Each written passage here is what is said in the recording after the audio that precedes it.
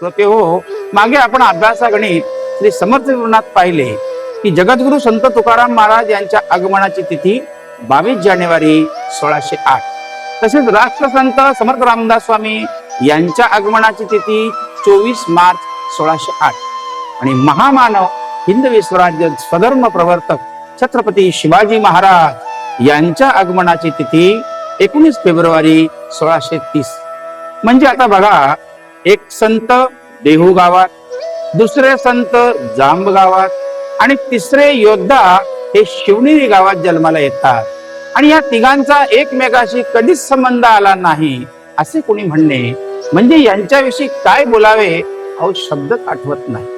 आता आणखीन थोडे विस्तारित स्वरूपात पाहू.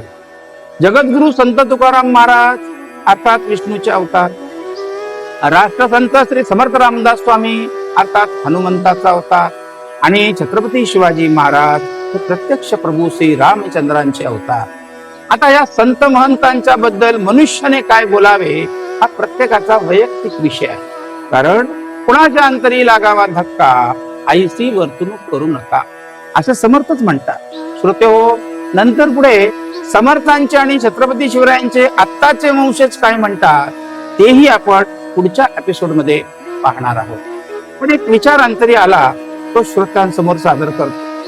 आपल्या भारताच्या 15व्या आदरणीय राष्ट्रपती श्रीमती द्रौपदी मुर्मू मॅडम, प्रधानमंत्री सन्माननीय श्री नरेंद्रजी मोदी सर, तसेच रक्षा मंत्री आदरणीय श्री राजनाथ सिंग हे तीनही आदरणीय मंत्री आणि देश कल्याणकारक विभूती आपल्या वैयक्तिक आयुष्यात आणि राजकीय व्यासपटावर कधीच एकत्र आले नाहीत असे जर कोण म्हणत असेल तर या वैचारिक वृत्तीला तुम्ही कुठला पुरस्कार देणार आहात?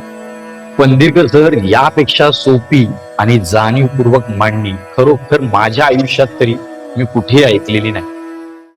श्री राम जय राम जय जय राम श्री राम अर्थ तिथ